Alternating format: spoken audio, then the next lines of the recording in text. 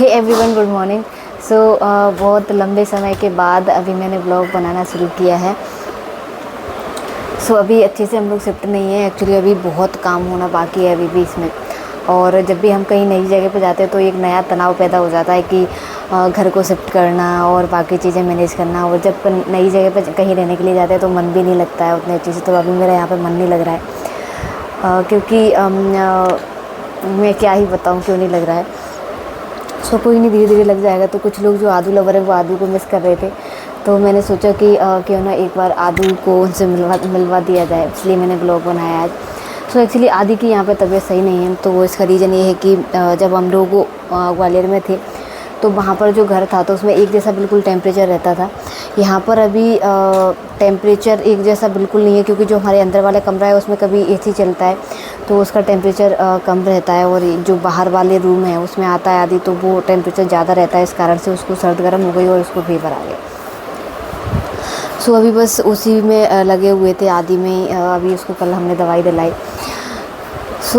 थोड़ा सा नॉर्मल होने में और यहाँ पे सारी चीज़ें की सही व्यवस्था करने में थोड़ा सा टाइम लग जाएगा।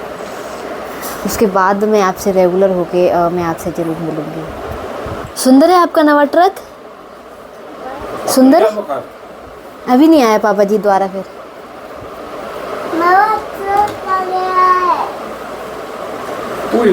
दबा ये वाली जो जगह है वो बिल्कुल हैप्पी प्लेस वाली जो जगह रहती है, ये एक वो वाली जगह है ये। और यहाँ पर बहुत ही अच्छा लगता है, मतलब कि ये बालकनी है, इसके बाहर मेन गेट हो जाता है जहाँ से सीढ़ियाँ निकली हुई है नीचे जाने के लिए। ये मुझे बहुत ही अच्छा लगा। और यहाँ पर एक ऊपर कुंडा लगा हुआ था, जिसमें अंशुल ने बोला था कि हम यहाँ पे एक फ़ैन लगा लेंगे जिससे यहाँ पे हवा रहेगी और यहाँ पर चाय पीने की व्यवस्था हम लोग करेंगे। लेकिन वो कुंडा मुझे आदि के झूले के हिसाब से अच्छा लगा, क्योंकि जब हम पुराने घर में ग्वालियर में रहते थे तो मैं वहाँ पर सोच के ही मतलब मैंने ये प्लान छोड़ दिया था कि मैं आदि के लिए कहीं झूला लगाऊंगी अपने घर में। तो यहाँ पर आते ही ये वाली जगह मुझे मिली, तो जैसे ही मैंने इसको देखा तो सबसे पहले मैंने इस पर प्लान बनाया कि इस पर सबसे पहले आदि का झूला लगेगा। मैंने यहाँ पर लगा लिया आदि का झूला। और आदि को भी यहाँ पर बहुत अच्छा लगता है, मतलब कि वो या तो यहाँ पर आकर झूला झूलेगा इस जगह पे, या फिर वो बालकनी में खड़ा रहेगा तो बाहर का दिखेगा। तो बाहर में उसको अच्छा लगता है जो गाड़ियाँ वगैरह निकलती हैं वो। अभी करीब दोपहर का टाइम हुआ है 5-1 बजे, लगभग शाम ही हो चली है। मैं आज थी जनसुनवाई, मतलब मंगलवार था तो जनसुनवाई थी, तो मैं चली गई थी जनसुनवाई कराने के लिए। मैं जब वहाँ से लौट के आई तो मैं बहुत ज़्यादा लेट हो चुकी थी। और मतलब कि मैं सुबह से मुझे पता नहीं था कि मुझे अचानक से जाना पड़ जाएगा, तो मैंने नहाया भी नहीं था और आदि ने भी नहीं नहाया था। तो फिर हम लोग आकर के ही दोनों लोग रेडी हुए। तो अभी जैसा कि आने वाले त्यौहार हैं, जैसे कि में भी ड्यूटियाँ लगी हुई हैं, तो उसमें ही अभी मेरी ड्यूटी रहेगी। तो मैं आऊँगी अपनी ड्यूटी करने के लिए, तो उसके लिए मैं कर रही थी अपनी वर्दी तैयार, और मैंने आदि को सुला दिया है। और आदि का जो टाइम सोने का है वो करीब 2 बजे का रहता है, तो वो उसके बाद वो सो भी नहीं रहा था, लेकिन मैंने उसको ज़बरदस्ती सुला दिया। मैंने कहा क्योंकि मुझे ड्यूटी जाना था, फिर वो रोएगा, क्योंकि अभी उसको बिल्कुल भी आदत नहीं है मेरे बिना रहने वाली। तो जब भी मैं उसको छोड़ती हूँ तो वो बहुत रोता है। जब मैं भी दोपहर में गई थी तो उसने बहुत रोया, तो वो मुझे बहुत गंदा लगता है देखने में। तो इस कारण, लेकिन कोई नहीं, मजबूरी है। और वो भी अब बड़ा हो रहा है, उसको कब तक मेरे साथ वाली आदत पड़ी रहेगी, क्योंकि अब जैसे जैसे वो और बड़ा होगा तो उसको स्कूल भी जाना रहेगा। तो इस कारण से मैंने और उसको छोड़ने का वो सोचा है कि थोड़ा सा घर पे रहेगा, और क्योंकि ऑफिस में ले जाने में बनता भी नहीं है।